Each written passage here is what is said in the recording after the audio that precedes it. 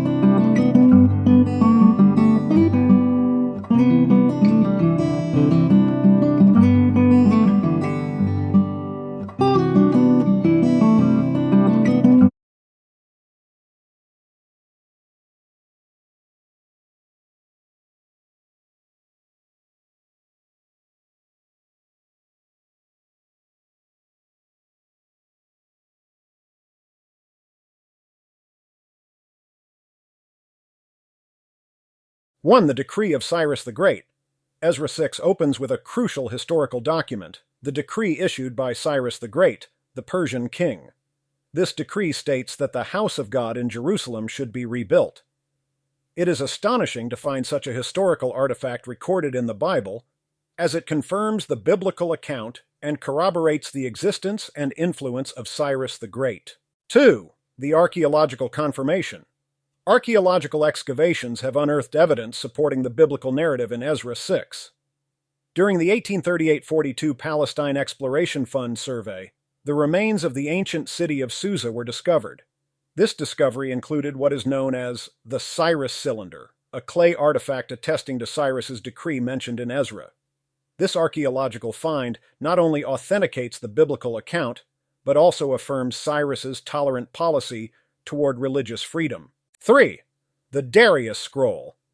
Ezra 6 1-12 reveals that the construction of the temple faced numerous challenges, including opposition from neighboring nations. To counter this opposition, a scroll was found in the archives of Ecbatana, modern-day Hamadan in Iran, during the early 1900s. Known as the Darius Scroll, it confirms that King Darius I, Darius the Great, issued a decree supporting the rebuilding of the temple in Jerusalem. This extraordinary discovery corroborates the biblical account of the obstacles faced during the reconstruction. 4. The inscription on temple stones. During the second half of the 19th century, British archaeologist R.A. Stewart McAllister uncovered several building stones from the temple complex in Jerusalem. These stones bore detailed inscriptions in ancient Aramaic and Hebrew. One such inscription listed Ezra's name, thereby connecting the biblical figure with the actual restoration efforts as depicted in Ezra 6. These inscriptions offer tangible evidence of the accuracy and historical context of the biblical account. Conclusion. Ezra 6 not only narrates a significant event in biblical history, but also contributes to our understanding of ancient civilizations through remarkable discoveries. The Cyrus cylinder, the Darius scroll, and the inscriptions on the temple stones reinforce the biblical account, providing undeniable proof of historical events. These amazing discoveries reaffirm the authenticity of the Bible as a valuable source for both spiritual guidance and historical knowledge. They serve as a testament to the house of God's reconstruction during ancient times and dispel any doubts about the integrity of biblical accounts.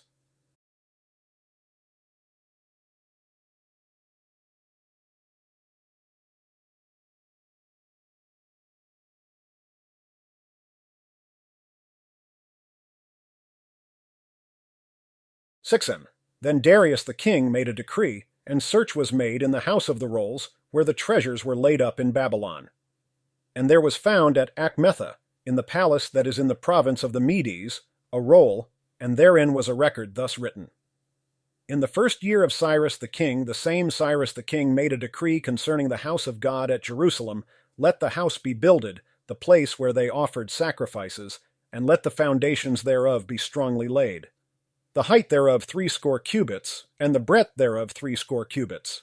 4, with 3 rows of great stones and a row of new timber, and let the expenses be given out of the king's house. And also let the golden and silver vessels of the house of God, which Nebuchadnezzar took forth out of the temple which is at Jerusalem, and brought unto Babylon, be restored, and brought again unto the temple which is at Jerusalem, every one to his place, and place them in the house of God.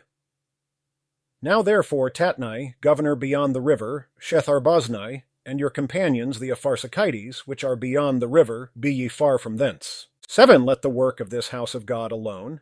Let the governor of the Jews and the elders of the Jews build this house of God in his place. Moreover, I make a decree what ye shall do to the elders of these Jews for the building of this house of God, that of the king's goods, even of the tribute beyond the river, forthwith expenses be given unto these men, that they be not hindered. And that which they have need of, both young bullocks and rams and lambs, for the burnt offerings of the God of heaven, wheat, salt, wine, and oil, according to the appointment of the priests which are at Jerusalem, let it be given them day by day without fail. 10. That they may offer sacrifices of sweet savours unto the God of heaven, and pray for the life of the king and of his sons. And also I have made a decree, that whosoever shall alter this word, let timber be pulled down from his house, and being set up, let him be hanged thereon, and let his house be made a dunghill for this. 12. And the God that hath caused his name to dwell there destroy all kings and people, that shall put to their hand to alter and to destroy this house of God which is at Jerusalem. I, Darius, have made a decree. Let it be done with speed. 13. Then Tatnai, governor on this side the river, Shethar-boznai and their companions, according to that which Darius the king had sent, so they did speedily. Discussion questions. 1. What did Darius do when he received the report from Tatnai and his colleagues? 2. What did he find out? 3. Why do you think Ezra includes so many direct quotes from letters and decrees of non-believing officials? Is this unspiritual? Boring. 4. What do these kinds of additions to the Bible show us about the Bible? Why is this important?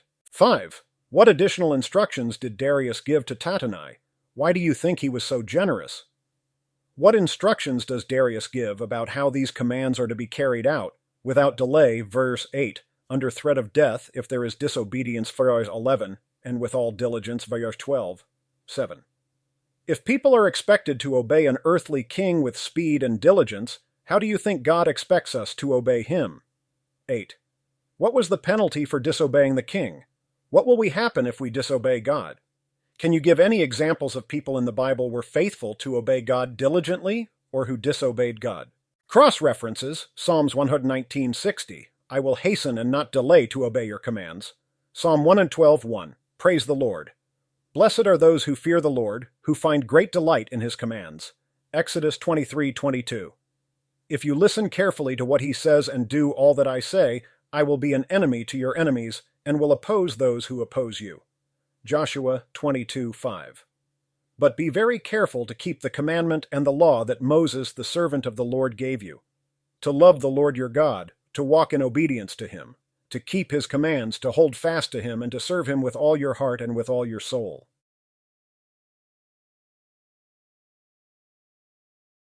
Once, we see that in the book of Ezra, large sections are composed of genealogies, royal edicts, decrees, and official letters to and from the king. Why?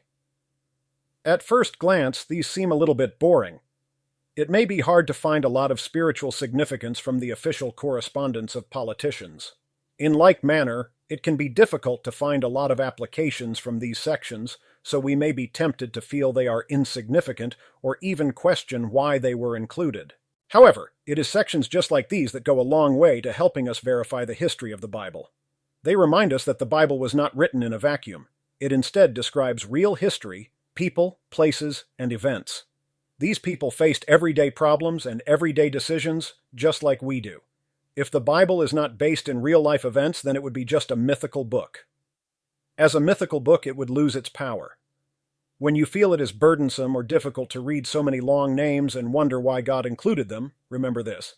Many of these kings, like Cyrus, Artaxerxes, etc., are verified in other historical sources, which is yet more evidence that the Bible in its entirety is true. 2. King Darius wisely decided to research this issue and get to the heart of the matter. In the process of his research, he found that Cyrus had issued a royal decree, and that he had given permission to rebuild the temple in addition to financial aid, and the spoils which Nebuchadnezzar had taken from Jerusalem when he conquered it. The empire was organized, and these types of decrees and laws were evidently saved in an archive for future reference. 2. King Darius wisely decided to research this issue and get to the heart of the matter. In the process of his research, he found that Cyrus had issued a royal decree and that he had given permission to rebuild the temple in addition to financial aid and the spoils which Nebuchadnezzar had taken from Jerusalem when he conquered it. The empire was organized, and these types of decrees and laws were evidently saved in an archive for future reference. 2. King Darius wisely decided to research this issue and get to the heart of the matter. In the process of his research, he found that Cyrus had issued a royal decree and that he had given permission to rebuild the temple in addition to financial aid, and the spoils which Nebuchadnezzar had taken from Jerusalem when he conquered it. The empire was organized, and these types of decrees and laws were evidently saved in an archive for future reference. 3. Darius then gave instructions to Tatnai. He honored the decree by Cyrus, upholding it, but he didn't just uphold it, he went above and beyond its original scope. What additions did he make? He said the full cost should be paid without delay. But in addition to the full cost, he also commanded that all kinds of animals, as well as wheat, salt, wine, oil, and whatever is needed be provided. Not only this, but those who didn't obey this decree were to be violently killed. This strong support from the king enabled the people to finish building the temple without the fear of what their enemies would do to them. For remember that they had already started rebuilding the temple in chapter 5, and were willing to put their own necks on the line by giving their names to Tatnai, who sent them to Darius. God honored their obedience by giving them grace in the eyes of the leader who made policies that were favorable to them. 4. Notice that Darius also asked them to pray for him and his family. This is a reminder for us to pray for governments and authorities. Do you think you complain more about your government or pray for its leaders? 5. Notice what kind of obedience Darius expected. He expected them to obey without delay, v8. He expected them to obey with all diligence, v12. And those who didn't obey would be violently killed.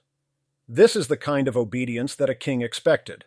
We, however, have an even greater king. If an earthly king expects this kind of obedience, how much more does God?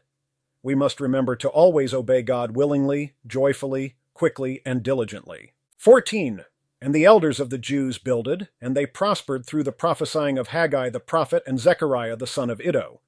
And they builded and finished it, according to the commandment of the God of Israel, and according to the commandment of Cyrus and Darius and Artaxerxes, king of Persia. 15. And this house was finished on the 3rd day of the month Adar, which was in the 6th year of the reign of Darius the king.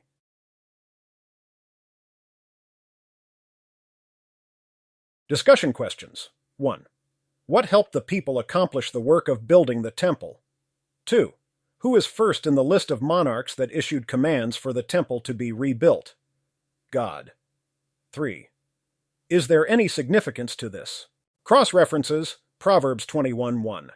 In the Lord's hand the king's heart is a stream of water that he channels toward all who please him.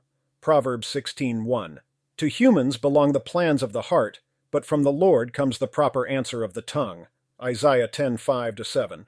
Woe to the Assyrian, the rod of my anger, in whose hand is the club of my wrath. I send him against a godless nation. I dispatch him against a people who anger me, to seize loot and snatch plunder, and to trample them down like mud in the streets.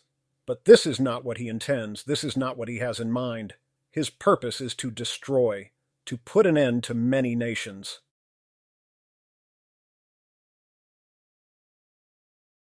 1. The people were successful in building the temple.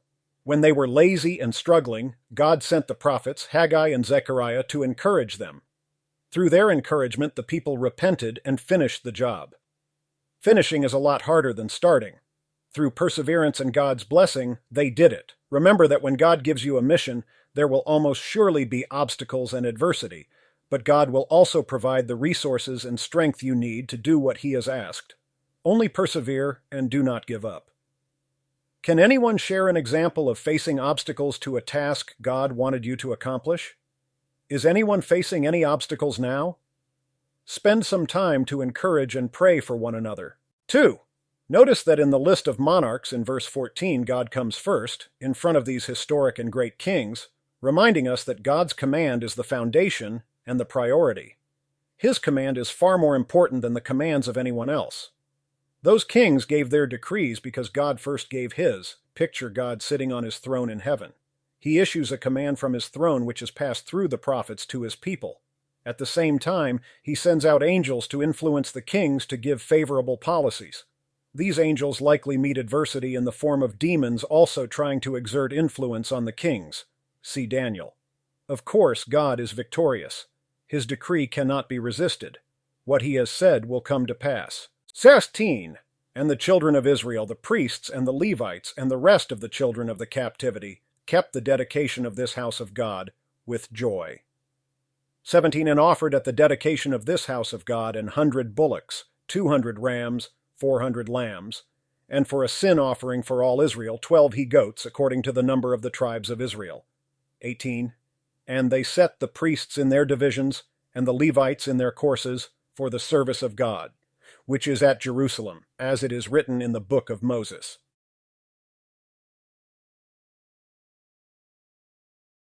Discussion questions.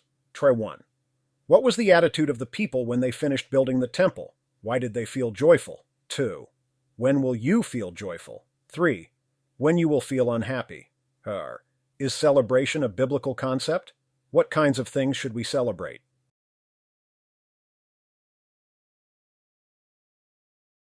Verses on joy, Genesis 4:7. If you do what is right, will you not be accepted? But if you do not do what is right, sin is crouching at your door. It desires to have you, but you must rule over it. 1 Chronicles 16:33. Let the trees of the forest sing.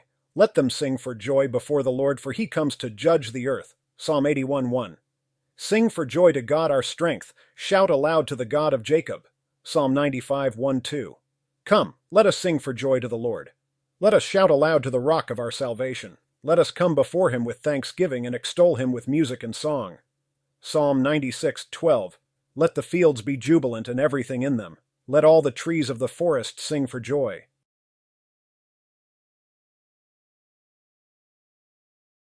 When the people finished, they celebrated with joy. They did it. It wasn't easy. There was adversity from without and from within. With encouragement and strength from God, they were able to finally persevere and finish the task, and they were excited about it. And why not? Doing what is right makes us happy. Joy does not come from having a lot of things. It does not come from having a lot of power.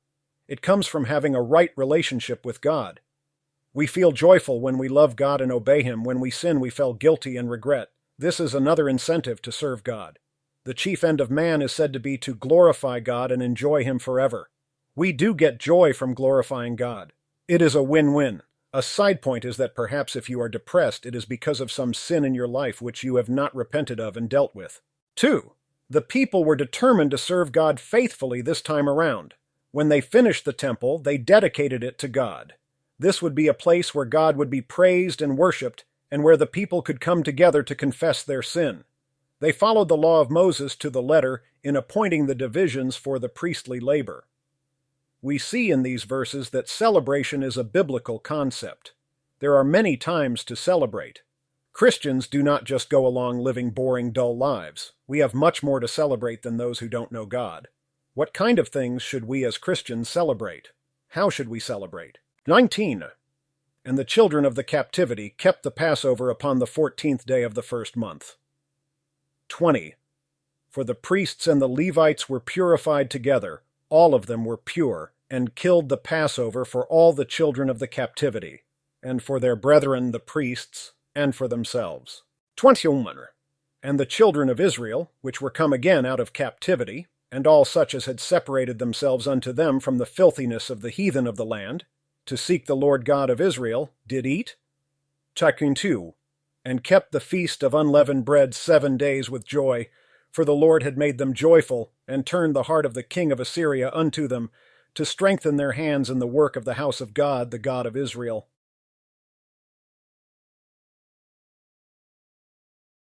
Discussion questions. 1. Did the Jews celebrate the Passover every year? When were they supposed to celebrate it? Why? 2. Why is it significant that the priests and Levites purified themselves before preparing the Passover? 3. When should we purify ourselves? 4. What people were being referred to in verse 21? Jews or Gentiles? So then, was it possible for Gentiles to serve and follow God at that time? So, where did the people's joy come from?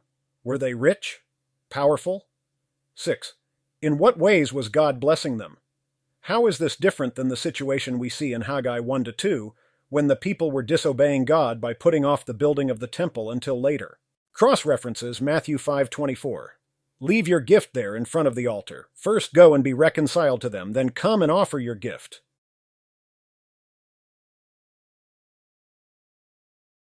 What? We see here that the people are serving God faithfully like they are doing back in chapter 3. Festivals of remembrance for God's providence in their history are being celebrated which hadn't been celebrated in centuries. As the people come together in unity to follow God, you can just feel the momentum this creates as a movement of revival sweeps through the land, changing the entire community. This is what can happen when sin is confessed, and people listen to the message they hear from God and obey it.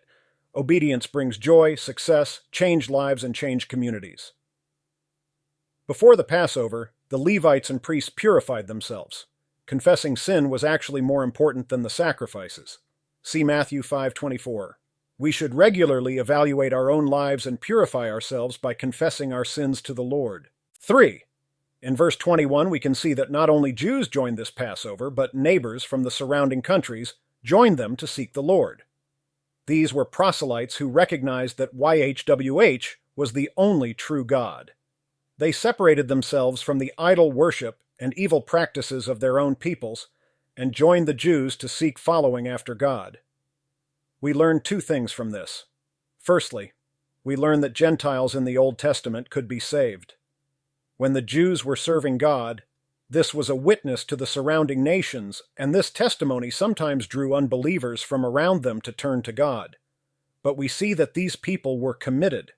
Instead of just adding God to their existing religions, like the Samaritans were doing, they rejected their idols and sought after the Lord. It doesn't do any good to win someone to Christ if they do not reject the lie that they have been following. 4. In verse 22, we learn more about joy. The source of it is God. The Lord caused them to rejoice. Joy doesn't come by making up your mind to be happy. Many discouraged and depressed people smile while they are at work. Waiters smile at their customers. Customer service agents give pleasant greetings. Teachers temporarily set aside their difficulties and smile and laugh with their students. However, this is not joy. It is a cover, a mask. And we all wear this mask often. If you find that you are wearing this mask, come to the Lord and ask Him to fill you with true joy. 5.